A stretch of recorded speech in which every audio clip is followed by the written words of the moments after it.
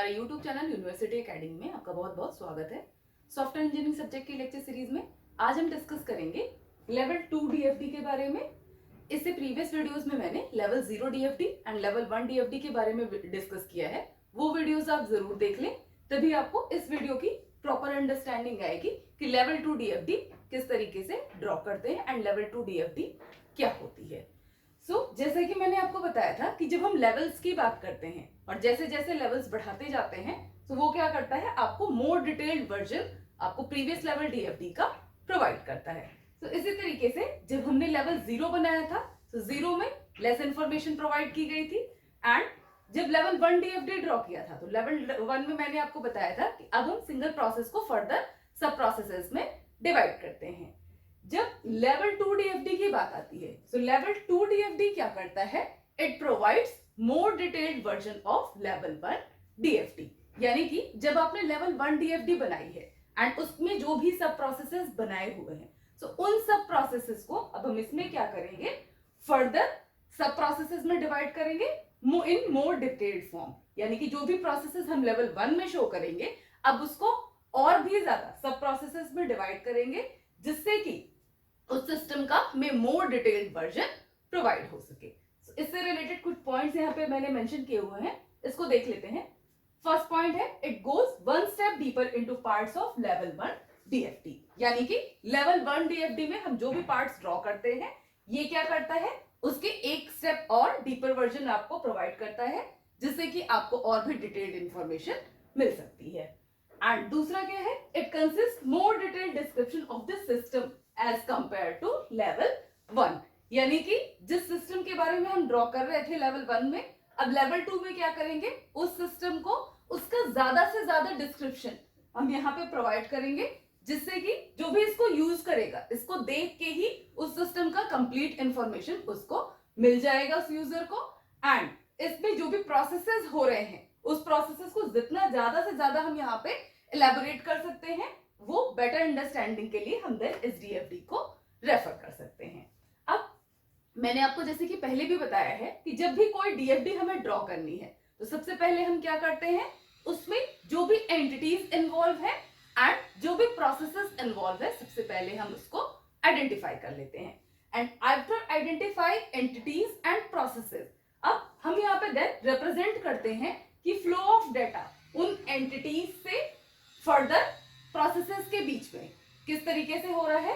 तो यहाँ पे मैंने एग्जांपल लिया है होटल रिजर्वेशन सिस्टम का। होटल रिजर्वेशन सिस्टम के 2 मेन एंटिटीज की अगर बात करें तो वो क्या क्या हो जाएंगे, आपका गेस्ट हो जाएगा या यूजर एंड इसके बाद नेक्स्ट एंटिटी होगी आपकी एडमिन, जो कि इस रिजर्वेशन सिस्टम में एक इंपॉर्टेंट रोल प्ले करेगा एंड ये दोनों इस सिस्टम को यूज करेंगे एंड जो भी फ्लो ऑफ डेटा है अब इस गेस्ट से लेके इस एडमिन के बीच में किस तरीके से होगा इन डिटेल्ड फॉर्म वो हम इसमें शो करेंगे। अभी मैं यहाँ पे आपको 1 बाय 1 क्या क्या प्रोसेसेस इन्वॉल्व है वो बताऊंगी।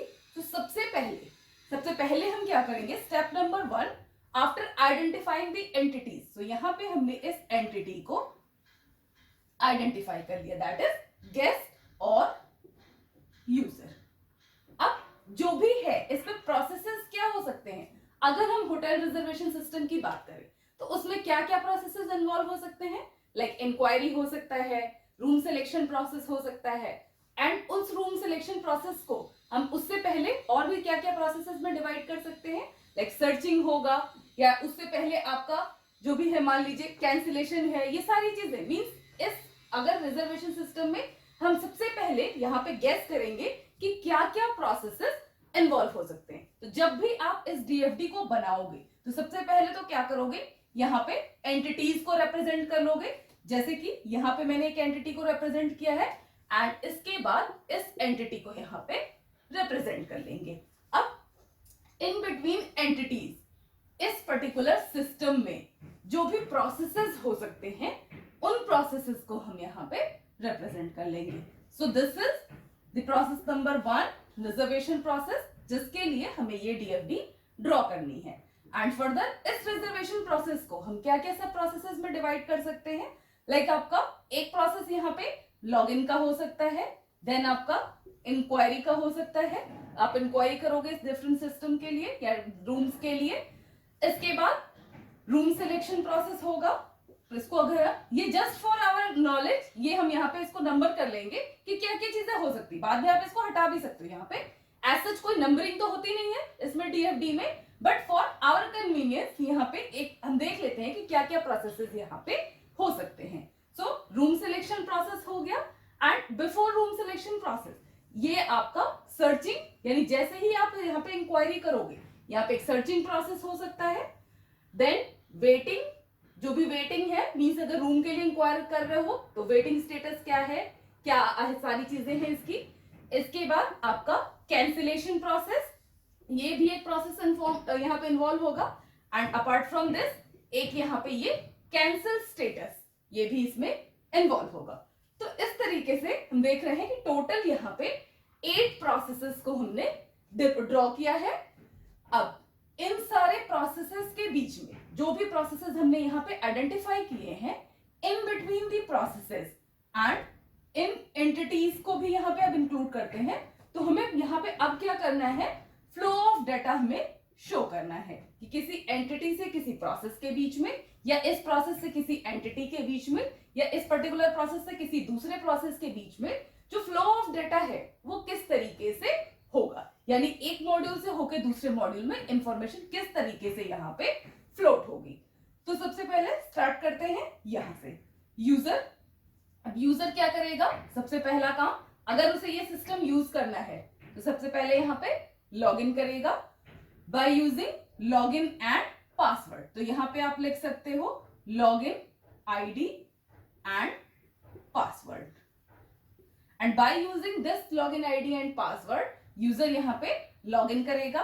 अब जैसे ही यहाँ पे लॉगिन सक्सेसफुल होगा, यहाँ पे फ्लो मैंने बताया है लॉगिन सक्सेस, तो जैसे ही यहाँ पे लॉगिन सक्सेसफुल होगा अभी यूजर क्या कर सकता है, इस प्रोसेस पे नेक्स्ट सब प्रोसेस पे आ सकता है, दैट इज इंक्वायरी।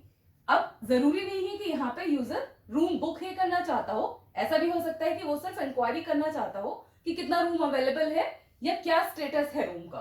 तो उसके लिए वो यहाँ पे इंक्वायरी करेगा। एंड देन इसके बाद इस प्रोसेस से फर्दर यहाँ पे हम इस प्रोसेस पे भी जा सकते हैं, दैट इज रिजर्वेशन प्रोसेस। यानी कि इस रिजर्वेशन प्रोसेस में अब कैसे एंटर करेंगे, आफ्टर इंक्वायरी, यानी ये जो इंक्वायरी हम कर रहे हैं पर्टिकुलरली किस सिस्टम पे कर रहे हैं, इस रिजर्वेशन प्रोसेस, इस वाले सिस्टम पे। अब यहाँ पे इसको हमने एक फ्लो रिप्रेजेंट कर दिया है, दैट इज स्टेटस।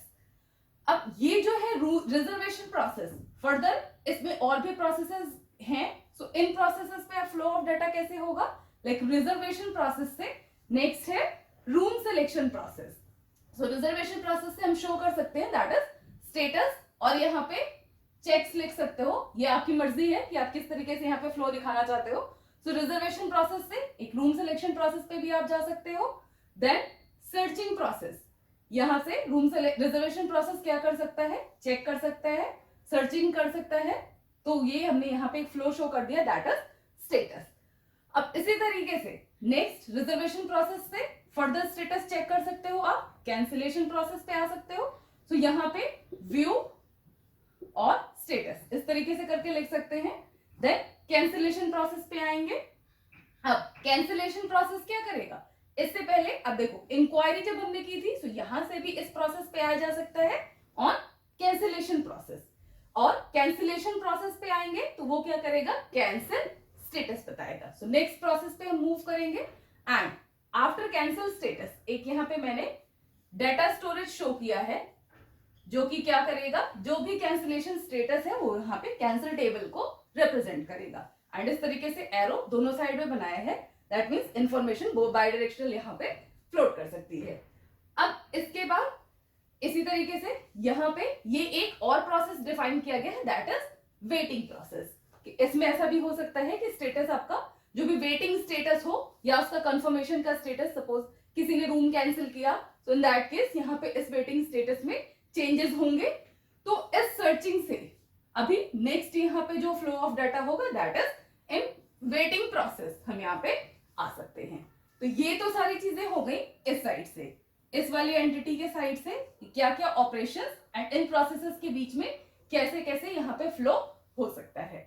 अब ये जो भी एक्टिविटीज है ये किसके थ्रू मॉनिटर हो रही है? By admin. तो अब हम इधर से देख लेते हैं कि एडमिन के साइड से क्या क्या चीजें यहाँ पे फ्लो कर रही हैं या क्या इंफॉर्मेशन फ्लो कर रही है। तो एडमिन क्या कर सकता है? मेनली मैनेज कर सकता है रूम सिलेक्शन प्रोसेस को। तो यहाँ पे एक फ्लो हमने दिखाया है, admin manages room selection process.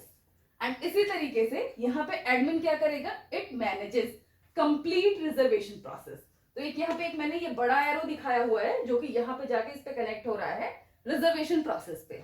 तो ये क्या कर सकता है? एडमिन यहाँ पे कंप्लीट रिजर्वेशन प्रोसेस को मैनेज कर सकता है। एंड इसके बाद इस वेटिंग का यहाँ पे वेटिंग इंफॉर्मेशन शो कर दिया है। एक और चीज रह रही है, दैट इज इस रिजर्वेशन प्रोसेस से यहाँ पे एक क्वेरी प्रोसेस हमने सब प्रोसेस ये भी डिवाइड किया है।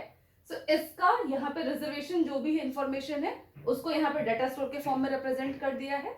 एंड इससे रिलेटेड जो भी रिपोर्ट्स होंगी वो यहाँ पे हमने एक एंटिटी के फॉर्म में शो कर दिया है। डिफरेंट टाइप की रिपोर्ट्स हो सकती है, कैंसिलेशन रिपोर्ट हो सकती है, कंफर्मेशन रिपोर्ट हो सकती है, दैट डिपेंड्स कि क्या टाइप का यहाँ पे यूजर क्वेरी करता है। सो इस तरीके से ये सारा का सारा प्रोसेस कंप्लीट होगा। So at the time of drawing level 2 DFD सबसे पहले हमने क्या किया था? सारी एंटिटीज को आइडेंटिफाई किया था। एंड एंटिटीज आइडेंटिफाई करने के बाद हम क्या करते हैं? सारे के सारे प्रोसेसेस को डिफाइन करते हैं। इसको बनाने का एक और तरीका ये है कि अगर आपको ये बहुत ही कॉम्प्लिकेटेड लग रहा हो कि इस तरह से इसको शो करना थोड़ा मुश्किल हो रहा है तो एक एक इंडिविजुअल प्रोसेस वाइज भी आप इसको ड्रॉ कर सकते हो। मींस जैसे कि आप रिजर्वेशन प्रोसेस से रिलेटेड रूम सिलेक्शन प्रोसेस, तो रूम सिलेक्शन प्रोसेस का आप एक यहाँ पे अलग DFD ड्रॉ कर सकते हो। एंड इसी तरीके से कैंसिलेशन प्रोसेस, तो कैंसिलेशन प्रोसेस का आप यहाँ पे अलग डिटेल फॉर्म में ड्रॉ कर सकते हो DFD। तो इस तरीके से और भी ज्यादा डिटेल्ड वर्जन आप इसका ड्रॉ कर सकते हो। तो यहाँ पे जब भी लेवल 2 DFD ड्रॉ करेंगे तो इसमें हम कोशिश ये करते हैं कि जितने भी ज्यादा से ज्यादा यहाँ पे डिटेल्ड फॉर्म या इंफॉर्मेशन हम यहाँ पे प्रोवाइड कर सके उस सिस्टम का, तो वो हम यहाँ पे प्रोवाइड करते हैं। एंड अगर इसको लेवल 1 से कंपेयर करते हैं सो ऑब्वियसली ये कॉम्प्लेक्स होता है थोड़ा सा, क्योंकि इसमें नंबर ऑफ प्रोसेसेस ज्यादा होते हैं as compare to level 1 DFD। But अगर इंफॉर्मेशन के पॉइंट ऑफ व्यू से देखें तो इस DFD को रेफर करने के बाद जो भी डेवलपर है या जिस यूजर जो इसको यूज कर रहा है वो इस सिस्टम के बारे में मोर डिटेल्ड फॉर्म यानी मोर इंफॉर्मेशन गेन कर सकता है, उसको ज्यादा इंफॉर्मेशन प्रोवाइड होगी। एंड इस सिस्टम को, इस DFD को देख के वो देख सकता है कि कंप्लीट सिस्टम किस तरीके से वर्क कर रहा है। So this is all about the level 2 DFD। बाकी की चीजें हम अपने नेक्स्ट वीडियो में लेके आएंगे। अगर आपको ये वीडियो अच्छा लगा हो तो आप इसको लाइक कर सकते हो एंड अपने फ्रेंड के साथ शेयर भी कर सकते हो। और अगर अभी तक आपने हमारा चैनल सब्सक्राइब नहीं किया है तो आप उसको सब्सक्राइब भी कर सकते हो।